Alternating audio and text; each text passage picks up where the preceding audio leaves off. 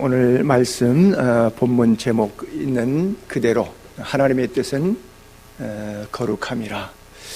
데살로니가 전서는 5장이 있는데 1장부터 3장까지는 그들의 궁금증을 디모데를 통해서 해결한 다음에 참 예수 잘 믿어줘서 고맙다. 내가 당신들에게 설교할 기회 딱 3번밖에 없었는데 어떻게 그 우상을 버리고 3번 설교 들었다고 사람의 말로 설교를 듣지 아니하고 하나님의 말씀을 듣고 그렇게 예수를 잘 믿는지 참 고맙습니다. 감사합니다. 정말 위로가 되고 힘이 되고 기도할 때마다 하나님 앞에 가슴 먹먹할 정도로 눈물과 감동이 점이옵니다. 고맙습니다. 이렇게 얘기를 해요. 그리고 나서 오늘 이제 4장부터는 그러나 당신들이 더 좋은 더 아름다운 신앙을 위해서 부족한 부분을 내가 아는데 그 부분들을 지적해 드리겠습니다. 이것을 제대로 붙잡으시면, 그래서 4장부터 5장까지는 재림에 관한 메시지로 저들의 신앙의 남은 날 동안 어떻게 살아야 할까, 그것을 경건하게 지시해 주고 있습니다. 대체적으로 바울 서신은 다 그렇습니다. 서두에 한 3토막 되는데 서론 부분에 보게 되면 복음의 능력에 관해서 얘기해요. 왜 예수를 믿어야 되는지, 복음에 관한 구원의 도리를 설명해줘요. 그래서 2번째는 그것이 신학적으로 잘 이해될 수 있도록 지식을 포함해서 바울이 가졌던 가말리아 학문까지 포함해서 그들이 조직적인 신앙과 신학을 할 수 있도록 만들어줘요. 지식을 전달해줘요. 요즘 말로 하면 신학 공부 시켜주는 것이죠. 교회에서 성경 공부한단 말이에요. 그리고 나서 3번째는 자, 예수 믿고 구원받았고 어떻게 믿는지 도리를 조직신학적 차원에서 잘 배웠어요. 문제는 뭐예요? 실천이 안 돼. 그렇죠? 늘 저나 여러분이 넘어지는 부분이 이 부분이에요.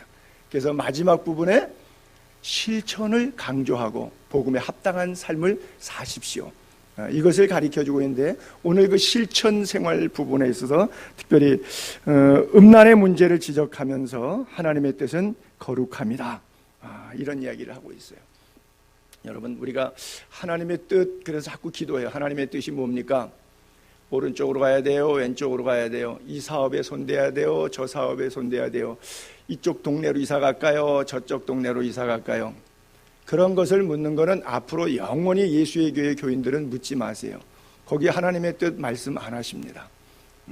그건 여러분 죄 짓는 것만 아니면 마음껏 다 하세요. 무엇을 하더라도 괜찮습니다. 죄 짓는 것만 아니라면 하나님은 여러분들에게 자유의지를 주셔서 하세요. 단 이렇게 하세요. 하나님, 내가 이거 하려고 하니까 도와주세요. 그러면 하나님이 말할 수 없는 은혜와 축복으로 그 일이 잘 되게 하실 거예요. 너희를 향한 나의 생각은 내가 하나니 재앙이 아니라고 평안이요 너희 장래에 소망을 주려 하는 것이라. 본래 하나님의 마음이 우리로 인생으로 하여금 병들고 가난하고 근심하게 하는 것이 아니라 복주고 부여하고 창대케 하시는 것이 하나님의 근본적인 섭리입니다. 에덴의 동산을 그렇게 해서 만드신 거예요. 그래서 에덴이라고 하는 뜻은 뭐라고요? 기쁨. 삶이 너무 기쁘고 삶이 너무 행복하도록 하나님께서 우리를 그렇게 디자인하셨어요. 하나님의 어떤 꿈이 바로 그거예요. 우리가 너무 행복해하는 것, 어쩔 줄 모르는 것. 여러분, 그러나 신앙생활하면서 오늘도 교회에 올라오실 때 너무 목사님 말씀을 하나님의 말씀으로 기대하면서 야, 오늘도 주일이구나, 예배당 가자, 가슴 벅찬 하나님을 만날 것, 하나님의 말씀을 들을 걸 기대하면서 오신 분도 있고, 주일날 예배 안 가면 또 교통사고 나는 거 아니야, 또 병드는 거 아니야, 또 뭐 큰일 나는 거 아니야, 이래서 율법적으로 그냥 코 끼어서 오듯이 그렇게 오는 분하고 차이가 있을 거예요. 예수 믿는 우리는 하나님이 주신 자유의지 안에서 기쁘게 마음껏 행복하게 살게 되기를 바랍니다. 그래요. 하나님은 진리의 영이시고 진리는 자유의 영이세요. 여러분들이 믿음 안에서 참 행복하기를 주님은 원하고 계세요. 하나님의 음성을 어떻게 하면 들을 수 있을까? 여러분, 그것은 방법이 아니에요. 하나님의 음성을 듣는 법, 이런 책들이 많이 나와 있어요. 그런데 하나님의 음성을 어떻게 하면 들을까? 그 방법을 배워서 되는 경우는 없습니다. 어떤 분은 그래요. 금식하니까 하나님의 음성이 들리더라고. 그래서 나도 금식해봤어요. 안 돼요.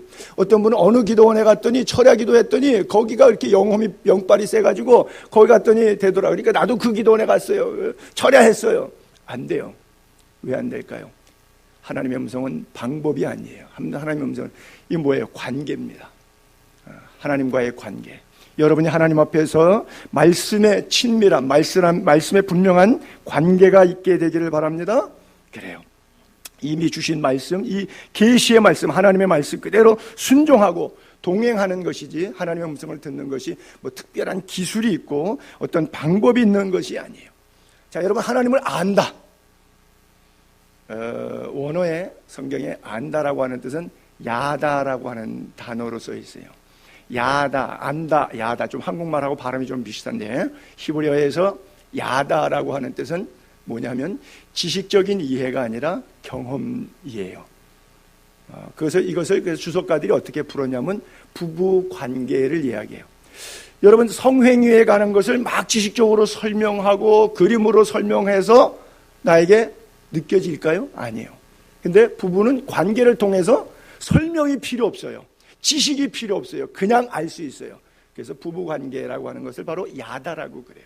하나님과 우리가 마찬가지예요. 뭐 교회 몇 년 다녔냐, 신학교 졸업했느냐, 성경 몇 독했느냐, 지식적으로 많이 아는 것, 근데 하나님을 경험해 보지 못했어요. 그렇죠? 처녀에 대해서, 총각에 대해서, 상당 심리에 대해서, 정신 분석학에 대해서, 육체 신체 구조에 관해서, 성생활에 관해서 다 배웠어요. 근데 장가를 안 갔어요. 결혼을 안 했어요. 그리고 경험이 없어요. 그럼 모르는 거예요. 똑같아요. 평생 예수를 믿었어요. 근데 주님을 만나야 천국 가는 것이지, 주님을 못 만나면 천국 못 가는 거예요. 그래서 하나님을 안다라고 하는 것은 방법을 터득한 어떤 기술이 아니라 그분과의 관계예요. 그분과의 친밀함.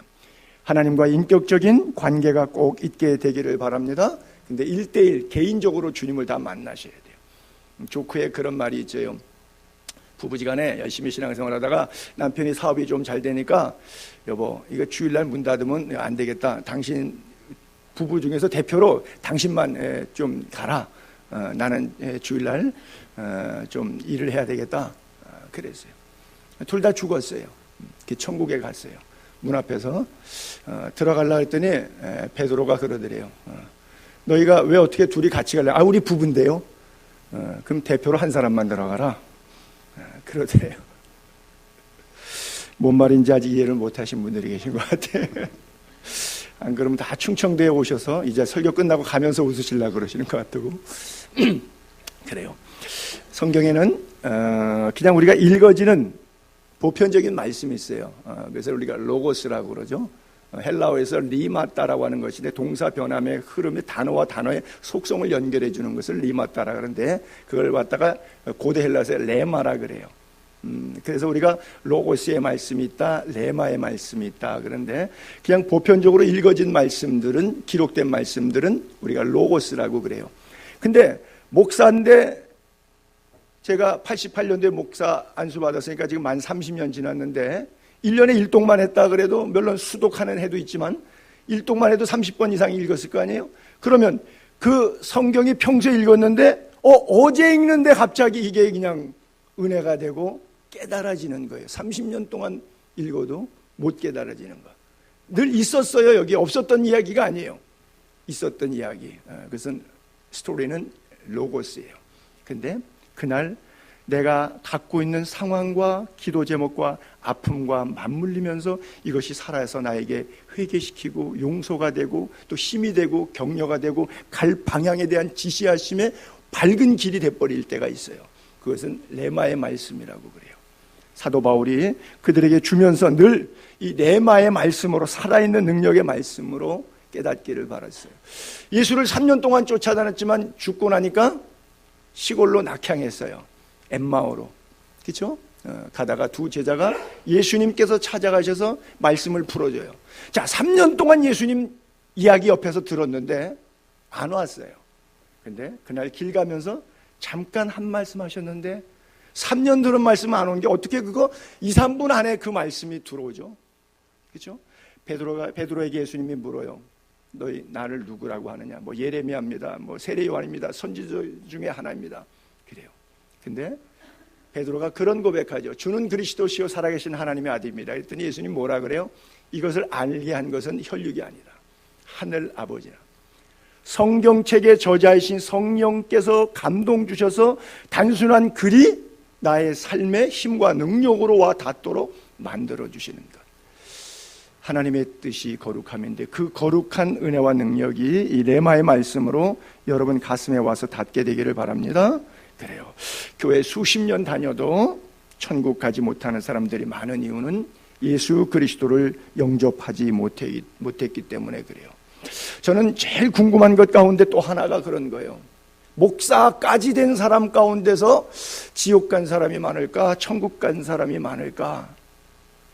그건 제 개인적인 견해인데 지옥 갈 사람이 더 많을 것 같아요. 그건 제 개인적인 견해입니다. 아마도 뭐 집사님, 장로님, 권사님 뭐 이래 다 빼고 그냥 제가 목사니까 나는 항상 예화를 들 때 저를 적용해서 표현하는데 아마도 전 세계 목사가 몇 명 있겠어요. 부지기수로 많겠죠. 대한민국만 해도 약 10만 명이 넘어요. 목사가. 내가 볼 때 5만 명. 물론 현존하는 목사뿐만 아니라 죽은 목사님까지 따지면 숫자가 더 되겠지만 그래요. 왜요? 예수 못 만나고도 목회할 수 있고요. 예수 못 만나고도 교회 신앙생활 할 수 있어요. 교회 왔다 갔다 할 수 있어요. 여러분 인생이 왜 사는지 분명히 이유를 알게 되기를 바랍니다. 예수 만나야 깨달아져요. 많은 신학자들이 영국의 웨스트민스터라고 그 빅벤이 있는 국회의사당 뒤에 조그마한 예배당, 작지 않죠. 예배당이 있죠. 웨스트민스터라고. 여기에서 신학자들이 모여서 성도들이 신앙생활을 건강하게 잘할 수 있도록 교리를 체계화하자. 그래서 이것을 쉽게 하려면 문답 형태로 세례 뭐 이런 입교 문답 형태로 만들자. 그래서 웨스트민스터 신앙 교리를 만들었어요. 그 1번하고 2번만 제가 물음과 답을 읽어드릴게요. 이렇게 써 있거든요. 첫 번째 질문이 그거예요. 사람의 첫째 가는 목적은 무엇입니까? 사람의 첫째 가는 목적은 하나님을 영화롭게 하고 영원토록 하나님을 즐거워하는 것입니다. 예전에 400년 전에 웨스트민스터 신앙고백 만들면서 그 사람들이 교인들 세례 주기 전에 문답했는데 107가지를 외우게 해서 문답을 한 거예요. 그리고 그 답을 제대로 아는 사람에게 세례를 줬어요. 당신이 천국 갈 자격 되겠다. 그래서 그 첫 번째 질문이 바로 이거라는 거예요. 사람의 첫째 가는 목적, 하나님을 영화롭게 하고 영원토록 하나님을 즐거워하는 것입니다. 그 두 번째 질문이 바로 그거예요. 그럼 하나님을 영화롭게 하고 하나님을 즐거워하도록 하기 위해서 어떻게 해야 됩니까? 그 법칙은 무엇입니까? 라는 질문이에요. 거기에 대한 대답은 하나님께서 우리에게 주신 법칙은 구약과 신약 성경에 기록된 하나님의 말씀뿐입니다. 그래요. 다른 길 없다는 거예요. 뭐 금식으로 되는 것도 아니고 뭐 어떤 기도원에 가서 되는 것도 아니고 누가 뭘 하니까 되더라 그거 흉내내서 되는 것이 아니에요. 여러분 모든 지식과 지혜의 근본이 뭐죠? 여호와를 경외하는 것이에요. 그렇죠? 잠언에 분명히 솔로몬이 그랬잖아요. 지식의 근본, 지혜의 근본은 우리 하나님을 경외하는 것. 경외한다는 것은 두 가지 의미를 담죠. 두려워한다는 것과 사랑한다는 단어. 하나님에 대한 사랑이 있고 하나님에 대한 두려움이 있는 것을 경외한다라고 그래요. 근데 인간은 지식이 많이 있어갖고 머리가 좋아갖고 꾀를 내가지고 고작 하는 것이 선악과 따먹고 조금 더 한 발짝 나가면 무화과나무로 자기 인위적인 방법으로 구원 문제 해결해 보려고 그러고 그리고 나서 또 홍수로 야단 맞으니까 다시는 심판받지 않겠다고 바벨탑 쌓고 아주 머리 좋아요. 그렇죠? 참 머리 비상해요. 잔재주가 아주 얼마나 있는지 몰라요. 그러나 그 잔재주가 자기가 당시 임시 방편으로는 쓰였는지 몰라도 하나님에게는 통하지 않았어요.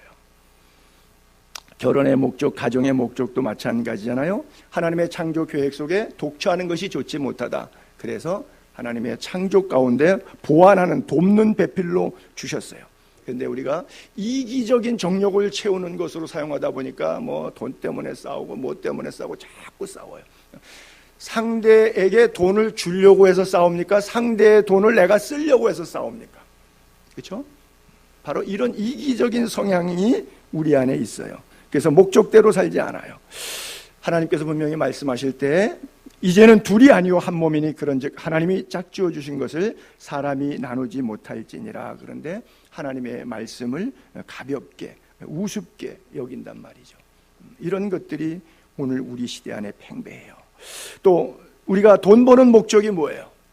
무엇을 하든지 먹든지 마시든지 하나님의 영광을 위하여 하라. 즉 선한 일을 위해서 하려고 돈을 벌고 직장 다니고 열심히 일해요. 근데 왜 돈을 열심히 버냐? 속으로 여러분 자신에게 물어보세요. 조금 더 넓은 집, 좋은 차, 남보다 잘 살고 좀 의시되고 같은 동창회 나가도 너 돈 얼마 있어? 나는 얼마 있는데? 폼 잡고 의시되고 자랑하고 그러기 위해서 혹시 돈 벌려고 하는 마음 조금이라도 있지 않습니까? 그것은 하나님이 주신 마음이 아니라 사탄이 준 마음이에요. 하나님이 주시는 마음은 모두를 유익하게 하고 하나님을 영화롭게 하고 먹든지 마시든지 하나님을 기쁘시게 하는데 관심이 있어요. 여러분들의 관심이 초점이 예수 그리스도이기를 바랍니다. 자, 1절과 2절을 먼저 볼게요.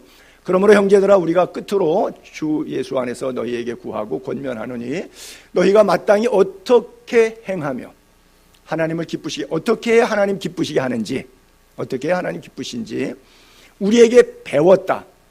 너희가 행하고 있다. 그러니까 어떤 부분은 잘하고 있고 어떤 부분은 잘 못하는데 잘하고 있다고 격려하고 있어요. 좀 긍정적인 평가를 내고 있어요. 그런데 뭔가 좀 부족한지 잘하고 있으면 잘하고 있다는 것을 끝내면 되는데 그 다음에 초록 색깔이 보니까 좀 뭔가 석연치 않은 것 같아요. 바울이 더욱 많이 힘쓰라. 그 얘기는 좀 부족하다. 믿음의 양이 조금 부족하다. 조금 더 고칠 게 있다. 바로 믿어야 될 부분이 있다. 그것을 암시하고 있는 것이죠. 우리가 주 예수로부터 너희에게 무슨 명령을 주었다. 즉 설교를 통해서 말씀을 통해서 예수를 어떻게 믿을 것인지, 즉 하나님을 어떻게 해야 기쁘게 섬길 수 있는 것인지를 그들이 배웠고 너희가 안다 그랬어요. 자, 빨간 글자만 보면 하나님을 어떻게 기쁘시게 하는지 그들이 배웠어요. 그리고 이미 알고 있어요. 여러분, 예수 믿는다고 교회 나온다고 하는 사람 중에서 하나님 뜻대로 살지 않고 지멋대로 사는 사람들이 있는데 하나님의 뜻을 몰라서 자기 욕심대로 죄악 가운데 육체를 방탕하면서 그렇게 살까요? 전혀 몰라서 그랬을까요? 제가 생각할 때 그런 사람은 없어요. 다 알아요. 그렇죠? 선악과 먹으면 안 된다는 거 알아요. 근데 보니까 먹고 싶어요. 보암직하고 먹음직하고 지혜롭게 할 만큼 탐스러운 거예요. 다 알지만 자꾸 범하는 것이죠. 그래서 사도 바울이 권면하는 거예요. 하나님이 기뻐하는 게 뭔지 구분해서 너희들이 거룩한 성도, 거룩한 무리의 삶을 살았으면 좋겠다. 대표적으로 가장 처음 나온 인물이 창세기 5장에 나왔던 에녹인데 히브리서 5장, 11장 믿음의 장에 있어서 믿음으로 에녹은 죽음을 보지 않고 옮겨졌는데 하나님이 그를 옮기심으로 다시 보이지 않았죠. 옮겨지기 전에 하나님을 기쁘시게 하는 자라하는 증거를 봐요. 여러분 굉장히 중요해요. 천국은 죽은 다음에 간다가 아니라 살아있을 때 결정된다는 거예요. 그렇죠? 죽어봐야 안다. 여러분, 내가 천국 갈지 지옥 갈지는 죽어봐야 알겠다. 내가 확실히 없다 하는 분은 제가 분명히 알려드릴게요. 여러분, 지옥에 있는 겁니다. 지옥에 가시는 겁니다. 천국 100% 도장 찍으신 분은 헷갈릴 게 없어요. 하나님의 자녀는 헷갈릴 게 없어요. 내가 천국에서의 삶을 지금 여기서 살고 있기 때문에. 그래서 죽어봐야 안다는 얘기는 아직 구원이 내 안에 확실하게 들어와 있지 않다는 얘기예요. 하나님을 기쁘시게 하는 자라고 하는 것이 옮겨지기 전에 결정난 거예요. 천국과 지옥은 여러분들이 죽기 전에 결정납니다. 죽은 다음에 이제 갈라지는 거예요. 죽기 전에 이미 결정나요. 그래서 옮겨지기 전에 하나님을 기쁘시게 하는 자라. 어떤 사람은 옮겨지기 전에 하나님을 슬프시게 근심하게 하는 자가 있을 수도 있겠죠. 그리고 또 빌립보서 2장에는 바울이 그렇게 말하죠. 너희 안에 행하시는 이는 하나님이신데 자기의 기쁘신 뜻을 위하여 너희에게 소원을 두고 행한다. 뭔가 일을 행할 때 내 마음에 그것에 대한 기쁨이 생겨요. 왜? 하나님이 그걸 기뻐한다는 것 때문에. 그리고 그것을 구체적으로 현실화할 수 있도록 내 마음속에 그림을 줘요. 설계도를 주어요. 그게 뭐예요? 꿈이에요. 소원이에요. 그래서 하나님이 어떤 일을 행하실 때 꼭 우리 안에 소원을 먼저 주세요. 모쪼록 여러분들에게 하나님께서 좋은 소원을 많이 여러분 가슴에 주기를 바랍니다. 대한민국 야구 선수 가운데 그 유현진이라고 하는 선수가 LA 다저스에 가서 아주 억대 연봉을 벌면서 돈을 잘 벌고 있는데 사실은 유현진보다 더 유명한 LA 다저스에서 LA 미국 전체 야구에서 더 유명한 사람이 커셔라고 하는 그런 사람이죠. 아마 동영상 떠다녀서 많이 보셨을 거예요. 클레이튼 커셔는 자기가 하나님 앞에 기도하고 소원을 가졌어요. 어떤 소원을 가졌냐면 아프리카 잠비아에 선교하는 꿈을 꿨어요. 그래서 그는 시즌 끝나고 한 달 정도 쉴 때 어디가 있냐면 아프리카 잠비아에 자기가 후원처에 가서 고아 애들하고 같이 놀아주고 걔네들에게 복음을 전하고 같이 야구 가르쳐주고 그러고서는 한 달 동안 단기 선교 가서 거기서 쉬다 와요.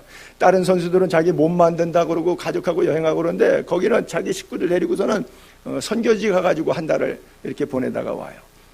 그런데 그 친구는 야구 선수니까 투수니까 공을 던져서 이렇게 3번 던져 스트라이크 들어가서 상대를 아웃시키면은 우리에게 유리한, 자기에게 유리한 거잖아요. 그러면 그때마다 500불씩 헌금하는 거예요. 그랬더니 팀에서도 100불을 또 지원하고 또 커셔가 그런 일을 한다고 해서 그걸 또 커셔 좋아하는 후원 팬들이 연예인들이나 스포츠는 팬들이 있어요. 팬들이 자기들도 후원금 모아갖고 또 100불하고 해서 한 번 스트라이크 잡을 때마다 700불씩 모아져요. 근데 그 통계를 봤더니 작년 2017년 1년 동안 스트라이크 아웃을 상대를 아웃시켜갖고 잡아낸 것이 모두에서 헌금을 얼마를 보냈느냐 하니까 36만 6천 불 보냈어요. 스트라이크 아웃시켜서 모아진 헌금 갖고 1년에 잠비아에 보냈던 헌금이 36만 6천 불. 그러면 이제 여러분들 잘 이해가 잘 안 되시는데 그냥 쉽게 이야기 드릴게요. 4억 2천만 원. 그냥 4억 2천만 원짜리 집이 하나 있는데 그 집 한 채를 그냥 그대로 아프리카 가난한 아이들을 위해서 빵값으로 내놨다는 얘기예요. 하나님께서 그의 마음속에 좋은 소원을, 예전에 최경주 씨도 골프하면서 파하면 파가 3든 4든 5든 그냥 그 카운트대로 그대로 인원 시키면은 자기가 뭐 얼마씩 한다고 하는 얘기를 제가 좀 들었던 것 같아요. 그래서 뭐 초록 우산 재단이라든지 이런. 근데 그런 것들이 어느 날 생기는 게 아니라 하나님께서 그 사람을 잡아서 그 사람 마음속에 그 일에 대한 기쁨과 소원을 주세요. 그리고 그 일을 행할 수 있도록 하나님께서 힘과 상황을 주세요. 그러다가 돈이 액수가 커지면 조금 아까운 생각이 들어요.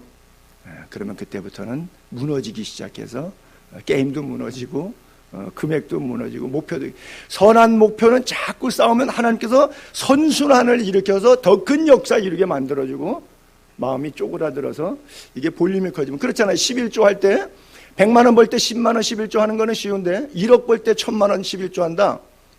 대한민국에 제가 볼 때는 한 명도 없어요. 아마 목사도 그렇게 안 할 것 같아요. 그러니까 이게 볼륨이 커지면 사탄이 마음속에 자극을 하게 되어 있어요. 그래서 하나님의 뜻대로 살지 않아. 그러니까 볼륨이 커지면 커질수록 하나님의 뜻대로 살아야 되는데 그렇게 사는 인간은 거의 없다는 것이죠. 그러나 하나님은 어떤 자를 통해서 일하시냐? 기쁘신 뜻을 위하여 우리 안에 소원을 두고 그 꿈을 이루도록 역사하시는 거예요. 그래서 성경은 우리에게 주시는 것이 늘 너무나 잘 아시지만 디모데후서 3장 16절에 모든 성경은 하나님의 감동을 해서 우리 교훈과 책망과 바르게 함과 의로 교육하는 이유가 뭐라고 설명하고 있죠? 선한 일을 행할 능력을 얻게 하려. 그 네 가지를 통해서 사람을 온전케 해서 온전한 사람이 뭘 한다고요? 선한 일을 행하게 하시기 위해서 성경을 주신 거라고 하는 거예요. 그래서 성경대로 살면 하나님의 선순환의 기적들을 삶에 이루게 되고요. 성경 말씀이 있지만 나도 고집이 있지, 나도 내 인생 내가 알아서 책임지고 살아야지 하는 사람하고는 삶의 질이 같을 수가 없는 거예요. 그래서 하나님의 뜻은 늘 거룩이라고 하는 거예요. 거룩은 성경 안에만 있습니다. 믿습니까? 그래요. 자, 3절, 4절, 5절, 6절, 넉 절을 또 올려볼게요.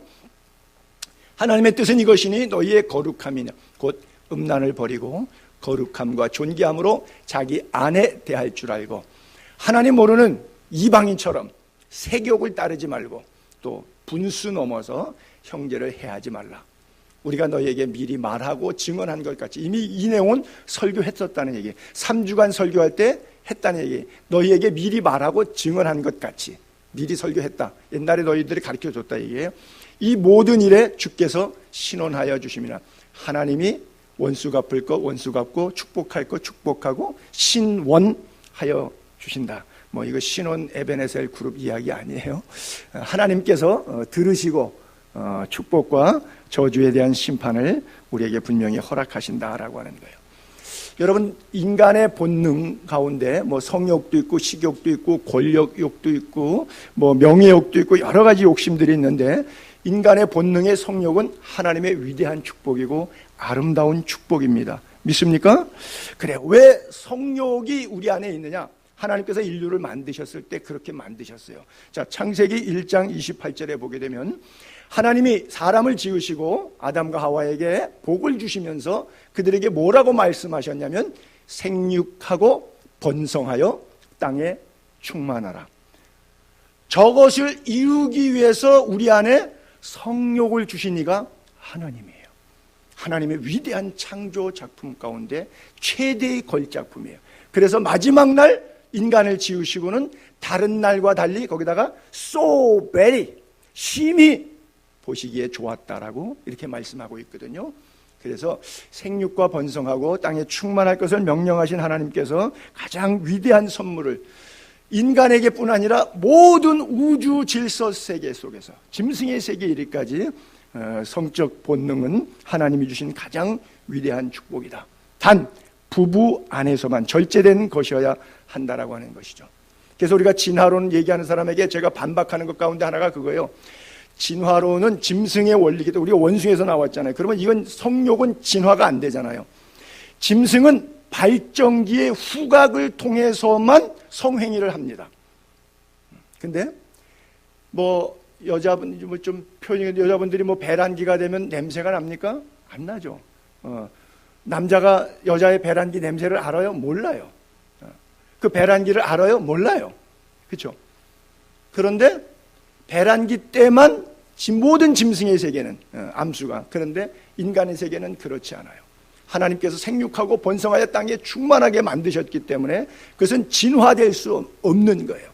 이건 진화로 설명할 수 없는 부분이에요. 성욕은 왜? 하나님의 위대한 축복이니까. 이게 잘못 써가지고 범죄가 되고 타락이 돼서 문제지, 이것이 그리스도 안에 바로 사용되면 이거보다 위대한 축복이 없고 하나님의 창조의 섭리에 순응이 없어요. 이보다 더한 순응은 없습니다. 대단한 위대한 축복이에요. 근데 사람은 뭐 짐승하고도 하죠. 여러분, 짐승이 개하고 고양이하고 하는 거 봤어요? 호랑이하고 사자하고 하는 거 봤어요? 억지로 그 안에서 난자전자 축출해갖고 시험관에 넣어갖고서는 인공수정시켜갖고 사람이 유전자 조작해서 나올 수 있을런지는 몰라도 그렇게 나온 것들은 개체 변이가 안에서 성욕이 일어나질 않기 때문에 단종합니다. 인위적으로 만들어 유전자 조작해서 만드는 거 뭐 당나귀라든지 여러 가지가 노새라든지 다 단종으로 그걸로 생명 끝나지 성욕이 일어나질 않아요. 하나님이 그렇게 만들었기 때문에 그건 당연한 이치예요. 그건 진화론으로 설명할 지점은 아주 과학입니다. 완전한 하나님의 창조의 섭리예요. 사람만 짐승하고도 하고 동성애하고, 여러분 개 순놈이 순놈끼리 하는 거 봤어요? 인간은 하잖아요. 인간은 하잖아요. 얼마나 개만도 못한 짓이에요. 그것이 법으로 민주고 자유라고요? 앞으로 그런 얘기하면 목사 인권 침해했다고 해서 벌금 물리고 교도소 가는 거 법으로 지금 대한민국 만들고 있잖아요. 이미 청와대에서는 통과됐잖아요. 이제 국회 인준전차만 남았잖아요. 저는 지난 7월 8일인가 통과됐죠. 그래요. 이 머리 있는 인간이 하는 짓이, 이게 대통령이 할 수 있는 짓이, 이게 국회의원들이, 국무위원들이 할 수 있는 짓들이냐고요. 개만도 못한 짐승 같은 것들이. 그래요. 있을 수 없는 게 성경적으로. 에이즈로 죽은 사람이요, 대한민국 5천만 인구보다 많습니다. 얼마나 많이 죽었는지 몰라요. 1억이 넘는 인구가 에이즈로 죽었는데 대한민국 국민 다 해도, 남북한 디아스포라 해외 교포 다 해도 1억이 안 돼요. 근데 에이즈로 죽은 사람은 1억 명이 넘어요. 아마도 얼마나 많은 사람들이 성병으로 죽어가고 있는지 몰라요. 약은 하나밖에 없어요. 오늘 본문에 주셨던 사도 바울의 메시지, 하나님의 뜻은 거룩함이니라. 즉 신약과 구약, 말씀과 기도만이 우리를 거룩하게 할 수 있음을 믿게 되기를 바랍니다. 그래서 미국에서는 자기가 뭐 비행기 타고 자동차 장거리 여행 갈 때는 블랙박스를, 혈액을 갖고 다녀요. 왜? 하도 에이지가 창궐하다 보니까 어디 가서 사고 났을 때 수혈을 해야 되는데 수혈을 급하게 할 수 없으니까 자기다가 그 보온 안전백에다가 그걸 의료 키트로 팔아요. First Aid 이런 데서. 그래갖고 자기 좀 돈 있는 부자들은 자기 혈액은 자기가 갖고 다녀요. 만일의 사태에 필요하면 수혈을 해야 되는데 누구 어떻게 수혈될지 모르니까 응급처치 상황 속에서 그런 시대를 살고 있어요. 돈이 없어서 저도 못 사서 그렇죠. 여러분, 성욕이 인격적 관계에서 하나님이 주신 위대한 축복이고 선물이기 때문에 그것은 사랑이라고 하는 거예요. 그런데 비인격적인 관계로 나아가게 되면 그것은 정욕이라고 그러고 색욕이라고 말하는 거예요. 그래서 매춘은 성적 학대이고 비인간적인 행위이고 하나님의 심판을 받는다 말씀하고 있어요. 히브리서 13장 4절에 모든 부부에게 이렇게 권면합니다. 모든 사람은 결혼을 귀히 여기고 침소를 더럽히지 않게 하라. 결혼을 귀히 여기는데 결혼이 휴지 조각이죠. 그렇죠? 결혼을 소홀히 여기는 거죠. 침소를 얼마나 많이 더럽혀요. 아내가 없으면 아내 없는 동안에 다른 여자 데려다가 그 침대를 더럽히고 이런 일들이 얼마나 비일비재합니까? 음행하는 자들과 간음하는 자들을 하나님이 심판하시리라 그래요. 당장 하나님이 목 졸르지 않으니까 살아있으니까 산 목숨 있는 줄 알겠죠. 제가 예전에 뉴욕에 가서 뉴욕 장로교회 이렇게 집회를 하고 나오는데 거기서 이제 차가 없으니까 우리 처제가 주로 주일날은 자기 교회 가서 봉사하고 부지런히 와요. 예배 드리고 나면 10시, 11시 예배 드리면 부지런히 와서 제가 설교 끝나고 뭐 점심 먹거나 뭐 1시나 뭐 이때 나오면 저를 이제 교회 문 앞에서 기다려서 픽업을 또 가고 뭐 집으로 가거나 또 오후 예배 설교하는 교회로 또 태워다 주고 그래요. 우리 처제가 미국 은행의 그 신한은행 지점장 하다가 지금 미국 은행 부행장 하잖아요. 그러니까 뭐 비즈니스 때문에 많은 사람들과 교제해요.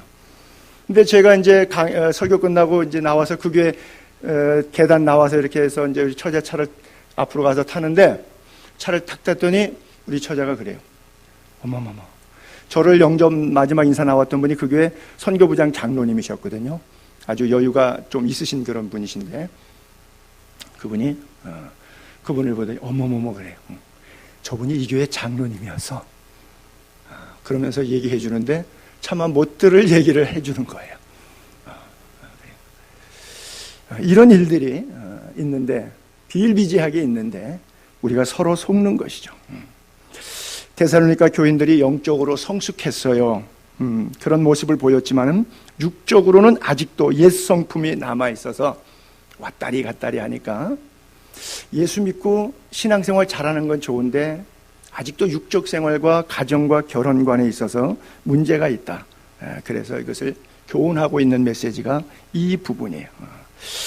여러분, 특별히 데살로니가, 그리스, 고린도 이쪽 동네 사람들이 워낙 신화가 갖는 배경 때문에 이 부분에 있어서는 한국 사람만큼 이상 또 개방적인 그런 면이 없지 않아 있어요.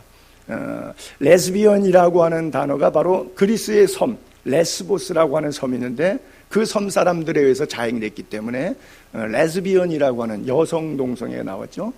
미코노스 섬의 슈퍼 파라다이스 비치는 거기는 뭐 365일 누드 비치가 되는데 거기서는 한 달 동안 매년 8월 달 한 달 동안은 게이 페스티벌, 전 세계의 게이들이 다 와서 한 10,000쌍 정도가 그 섬에 모여서 페스티벌을 벌입니다. 그 페스티벌 하는 게 뭐였어요? 그 행위하는 거죠. 남자들끼리 모여가지고. 그래서 어떤 남성이 가장 남성다운 부부인가를 뽑는 거예요. 그런 페스티벌, 뭐 컨테스트, 축제, 뭐 아주 거리가 뭐 난잡하기 말할 수가 없죠. 뭐 좀 표현하기가 아주 힘든 그런 일들이 눈앞에 그림처럼 펼쳐지는데 도대체 지옥에도 그런 모습은 아닐 것 같은 생각이 들 때가 참 많아요. 히랍 사람들이 가졌던 고유의 어떤 그런 문화적인 신화적인 배경이 그렇게 만들었지 않을까 생각을 해봐요. 인생의 3대 문제에 있어서 살아가면서 우리가 성적인 문제, 물질의 문제, 죽음의 문제, 이 부분에 있어서 좀 더 거룩하고 이 부분을 하나님이 어떻게 하는 것이 우리가 기뻐하시는 것인가 를 여러분들이 말씀 안에서 자꾸 조명하고 고민할 수 있기를 바랍니다. 고린도전서 3장 16절 한번 볼게요. 17절에 우리가 뭐냐? 너희는 너희가 하나님의 성전이에요. 우리 육체가 하나님의 교회예요. 하나님의 성전. 하나님의 성령이 너희 안에 계시는 것을 알지 못하느냐. 그렇기 때문에 누구든지 하나님의 성전, 자기 몸을 더럽히면 하나님이 그 사람을 멸하시리라. 하나님의 성전은 거룩하니까 너희의 육신의 삶도 그렇게 살아야 된다라고 하는 것이고요. 계속 이어서 18절부터 보게 되면 음행을 피하라. 사람이 범하는 죄마다 몸 밖에 있지만 음행하는 자는 자기 몸의 죄를 범하느니라. 너희 몸은 너희가 하나님께로부터 받은 바 너희 가운데 계신 성령의 전, 우리 몸이 성령의 전인 줄 알지 못하느냐? 너희는 너희 자신의 것이 아니니라 값으로 산 것이 되었으니 그런즉 너희 몸으로 하나님께 영광을 돌리라 그랬어요.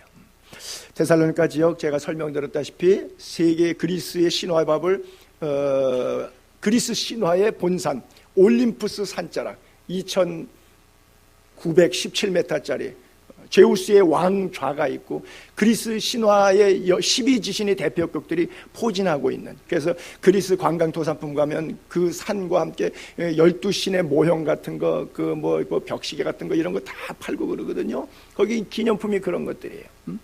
그런데 그것이 팽배했던 데살로니가 지역 사람들이 예수를 믿었지만 하루아침에 변하지 않는, 그리고 그런 우상의 역사는 반드시 따라오는 게 뭐죠? 자녀들이 있는데 자녀들이 재월 동안은 경제적으로 먹고 살지만 나머지 11달 동안은 거리 여자로 전락될 수밖에 없는 거죠. 생계는 계속 유지해야 되니까. 늘 재월이 12개월이 아니라 1개월에 불과하니까 나머지 11달 동안은 이 여자들이 살아갈 수 있는 방법은 그거밖에 없는 거예요. 매춘받기. 그러다 보니까 이 지역에 사는 모든 남성들은 그저 성매매가 일상적인 사회 어떤 문화가 되어 있고 뭐 기생 사창가 이런 것들이 주변에 질비하고 있었죠. 그리스의 철학가 데모스테네스라고 하는 사람이 썼던 글 가운데 한 토막을 읽어 올릴게요. 당시 분위기를 이해할 수 있어요. 창녀는 향락을 위해서 필요하고 정부, 애인이라고 하는 것이죠. 아내 말고 또 다른 애인. 정부는 세욕을 위해 필요하고 아내는 자녀와 가정을 위해 필요하다. 남성들 굉장히 일리가 있죠. 마음이 딱 들지요.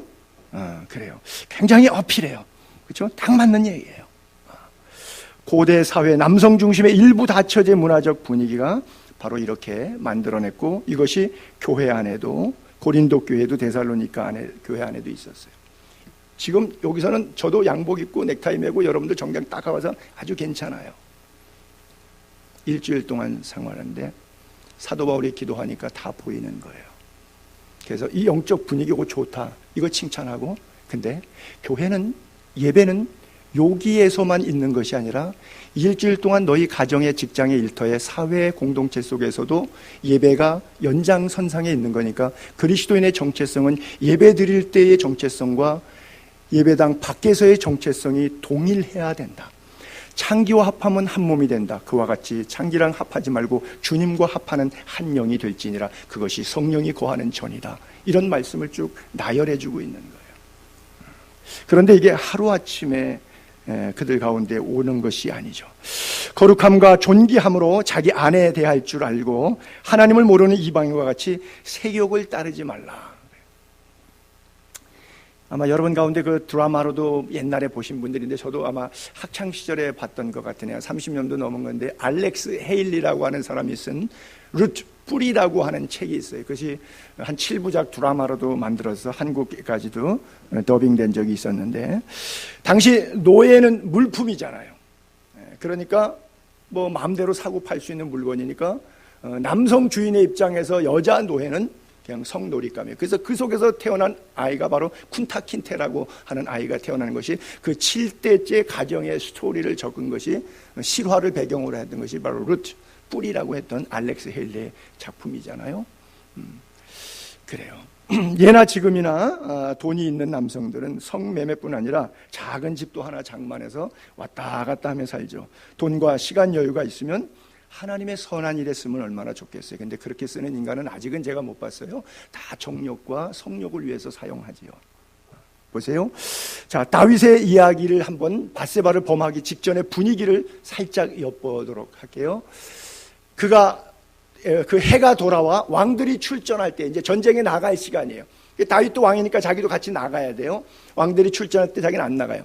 다윗이 요압도 보내고 그에게 있는 부하들도 보내고 이스라엘 군대를 보냈어요.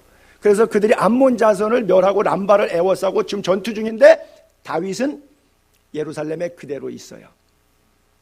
남 일할 때 일 안 하고 놀고 있는 거예요. 그리고 나서 2절에 저녁 때 다윗이 그의 침상에서 일어나. 자, 타이밍을 봅시다. 저녁 때 침대에서 일어났다는 얘기는 뭐예요? 점심 잘 먹고 배불러서 씻고 찍으니까 한잠? 한 두세 시간 주무신 거죠. 그렇죠? 지중해 쪽 분위기 여러분 아시잖아요. 시에스타, 낮잠 문화가 있잖아요. 40도씩 올라오면 막 땡볕이잖아요. 그러니까 점심까지면 일 다 끝내잖아요. 뭐 두세 시에 뭐 먹으면 한잠 자야 장수 비결이고 그 기후권에서는 몸 버티고 살 수 있는 방법이에요. 그러니까 그렇게 했어요. 낮잠 자고 일어났어요. 거늘다가 여자가 목욕하는 걸 보고 데리고 오는 거예요. 그래서 다윗이 밧세바를 범했는데 그 범했을 때의 분위기가 바로 그런 거예요.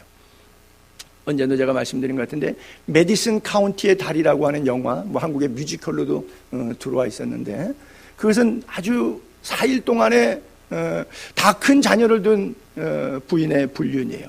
프란치스카, 그 여자가 로버트라고 하는 사진기사와 함께 남편이 아이들 데리고 잠시 출장을 갔다가 오는 사이에 이 사진사가 사진을 찍다가 이 여인하고 또 눈이 맞아서 빈집에 아내가 엉뚱한 남자를 받아들였는데 그 스토리가 얼마나 아름답게 묘사됐는지 아무도 돌을 던지지 않습니다. 심지어 저마저도 돌을 던지지 않고 너무 불륜이 아름답고 귀하게 묘사가 됐어요. 너무 멋있어요. 그리고 나도 저런 기회가 한 번 있었으면 하고 아주 부러워서 나도 그런 분위기 한 번 있었으면, 나도 그런 기회가 있었으면, 모든 독자들로 영화를 보는 사람, 뮤지컬로 보는 사람은 저렇게 아름다워서 죽기 전에 저게 죄라도 좋다, 저런 사랑이라도 한번 해봤으면 하는 마음을 다 주고 있는 작품입니다. 여러분도 한번 꼭 가서 보세요. 오직 그 작품이 좋았으면요, 제가 오하이오에 부흥회로 갔을 때 낮에 시간 많으니까 차 몰고 강사 숙소에서 나와서 내가 메디슨 그 카운티 다리 가서 사진 찍어 왔다니까요. 오하이오주에 가가지고 거기 클레버랜드 집회 갔을 때 거기 뭐 인디애나폴리스도 가고 제가 미국에 집회 다녔던 지역이거든요. 너무너무 아름다운 다리, 메디슨 카운티라고 하는데 물론 한 20여 개 그런 카운티가 있는데 거기 나무로 만든 그 연못이 그러니까 강물이 흐르는데 나무로 만든 다리예요. 뭐 철교처럼 생긴 그 다리.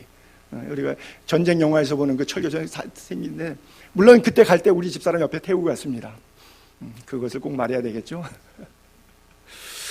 그래요. 세상이 그렇게 되었어요. 여성을 여성으로 인격체로 대하지 않고 아내를 인격체로 대하지 않고 세교거리로 생각하는 관념이 나쁜 행동을 범죄하는 행동을 만들어낸 것이죠.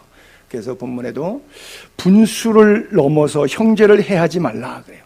분수를 넘어서 이제 다윗이 형제를 해하는 것 아니에요. 우리아의 아내를 데려가고 우리아를 범하고 분수를 넘어서 형제를 해하는 것이.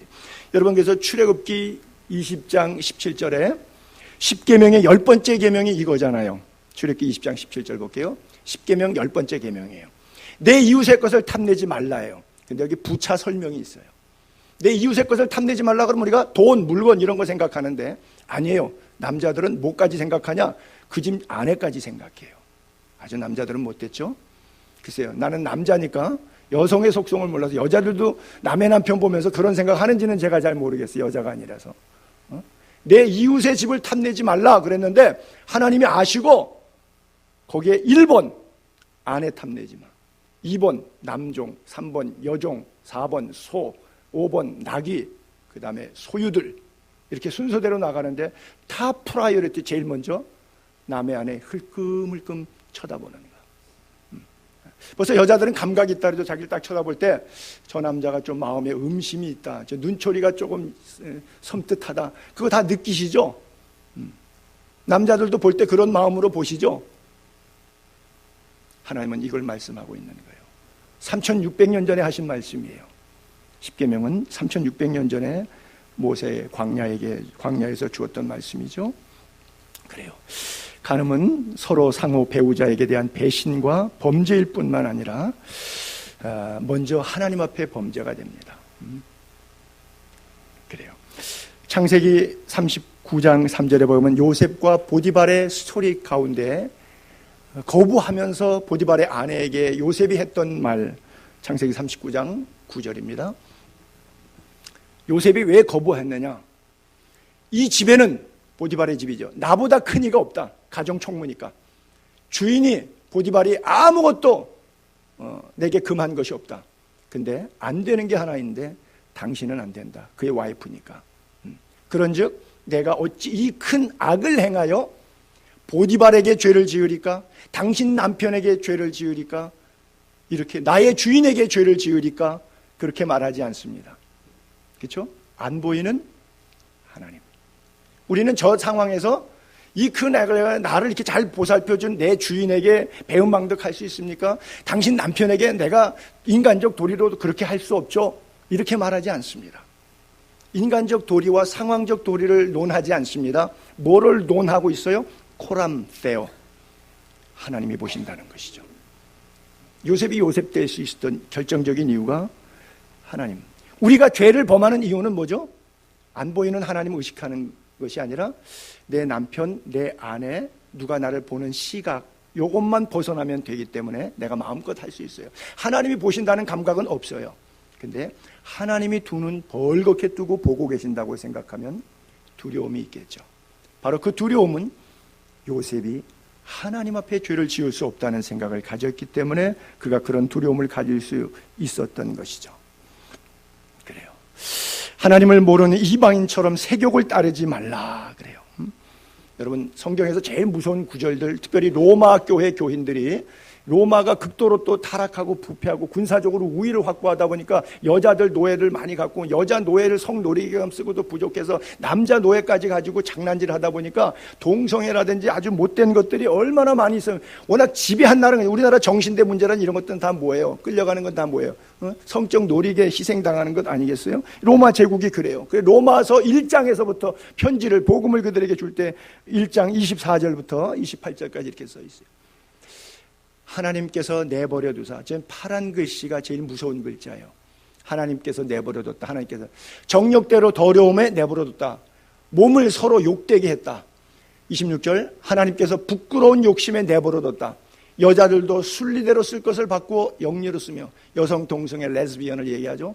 27절, 남자들도 순리대로 여자 쓰기를 버리고 서로 향해서 남성들끼리 게이죠, 음욕이 불일듯 하여 남자가 남자와 더불어 부끄러운 일을 행하여 그들의 그릇 때문에 상당한 보응 그 자신이 받았느니라. 다음 절, 또한 그들이 마음에 하나님 두기를 싫어하며, 하나님 없는 거죠. 코람세오 정신이 아니니까, 하나님이 없는 삶이니까 하나님 두기 싫어해서 하나님께서 그들을 상실한 마음대로 내버려 두사 합당하지 못하니라. 아까 위의 절에서도 그렇고 지금 이 절에서도 그렇고 제가 파란색 글자가 제일 무섭다 그랬잖아요. 하나님께서 내버려 뒀다. 여러분, 가정에서 자녀를 기르면서 애가 너무 방종하니까 매 때리고 야단하고 집으로 데려다가 혼내고, 어떤 때는 밥 안 준다 그러고 용돈 안 준다 그러고 공갈 협박해서 애를 다 바로 잡으려고 그러다가, 그래도 가출해서 몇 달씩 돌아다니면 대부분 부모들은 어떻게 하죠? 못 말려요. 그거 어떻게 말려요? 얼마 전에도 어떤 애가 정신이 나가가지고 나갔다가 2달, 석 달씩 살고, 그래서 쓰레기통을 뒤져갖고 음식을 먹고, 그리고 또 산에 가서 비닐하우스 쳐가지고 혼자 살고, 알고 보니까 정신박약에. 그래서 SBS 세상에 이런 일에서 취재가 가봤더니 부모가 안 해본 게 없더라고. 집안에 목욕탕 쪽 창문으로 해서 도망가고, 해서 창살 감옥처럼 집안을 해놓고 애 문을 밖에 잠그고 2중 3중으로 라카를 갖다가 로커 이렇게 해놓고 해놨더라고요. 방송에 들어가 보니까. 그래도 나가는 거예요. 그러니까 나중에 부모가 왜 안 찾았냐 그러니까 부모가 그런 거, 이거 좀 보라고 카메라로 쫙 다 비치는데 온갖 거를 다 했어요. 그래도 그러니까 나중에는 부모가 몇 달 됐는데 지금 내버려 둔 거예요. 그래서 넉 달째인가 취재가 다시 119에서 사람 경찰들이랑 해갖고 잡아가지고 또 집으로 데리고 가는 그런 장면을 제가 봤어요. 여러분, 나중에 여러분 제일 불쌍한 사람이 목사 됐는데, 평생 목회했는데, 장로 됐는데, 권사 됐는데, 수십 년 예수 믿었는데 하나님이 포기한 사람이 있어요. 포기한 사람이 있어요. 저 로마서는 초신자들에게 보낸 편지가 아니라 교리서예요. 신학적 목회 서신이에요. 함부로 읽을 수 있는 서신이 아니라 로마서를 읽는 정도의 수준이라 그러면 수준이 상당한 거예요. 그 사람들에게 1장부터 이야기합니다. 레즈비언으로, 게이로 하나님이 버려둔 그런 삶이 처처에 행명하다. 그래요.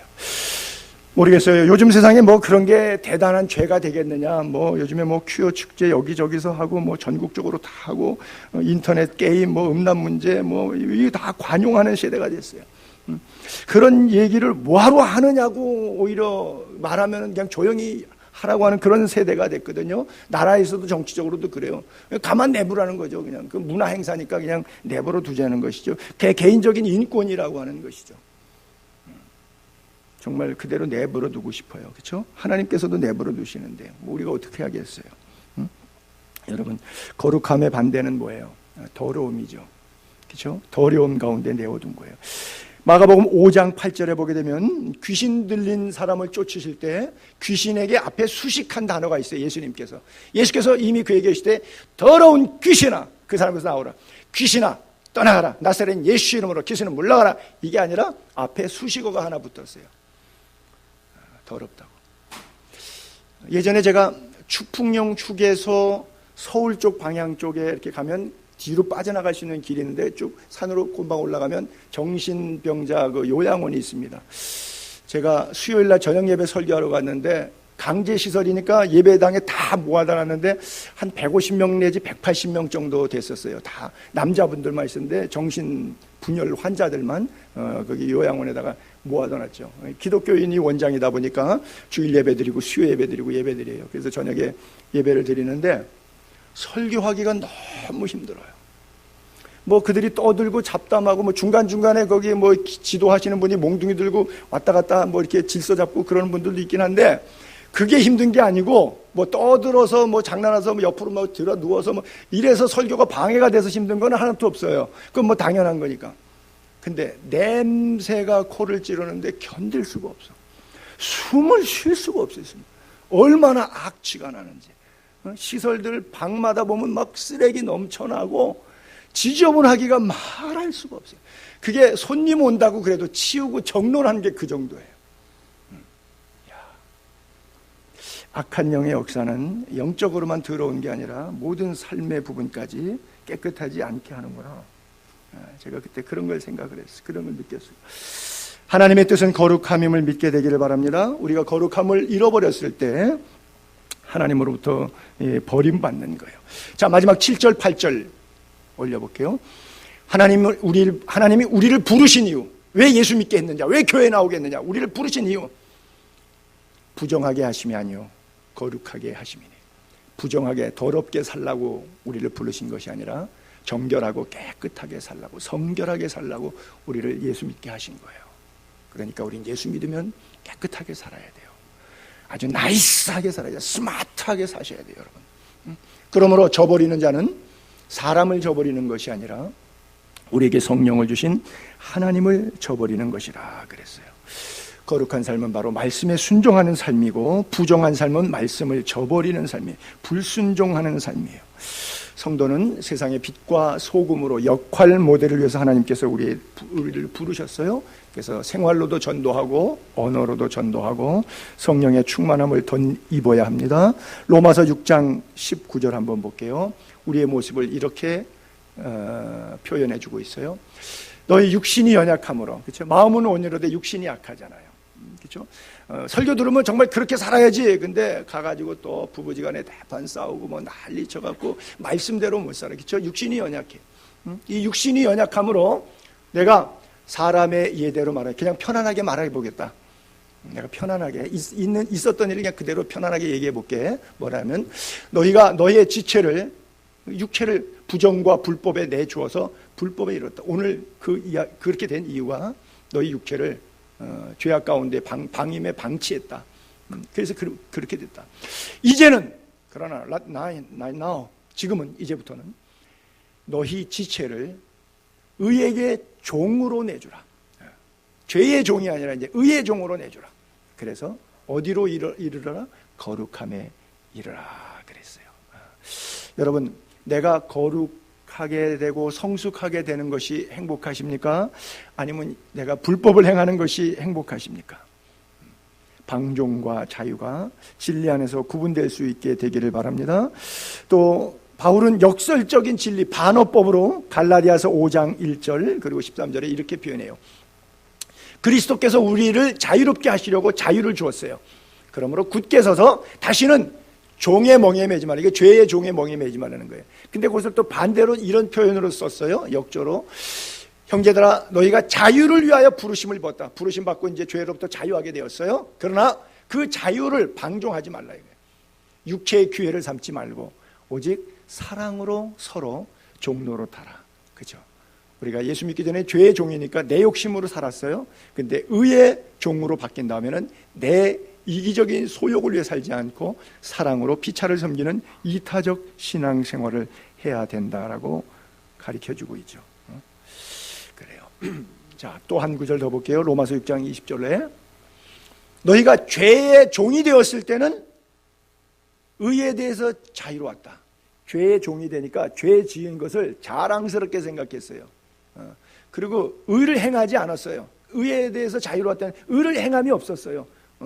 죄가 끌리는 대로 이끄는 대로 죄대로 살았어요. 그래도 그냥 괜찮게 살아왔던 거예요. 그땐 무슨 열매 얻었느냐?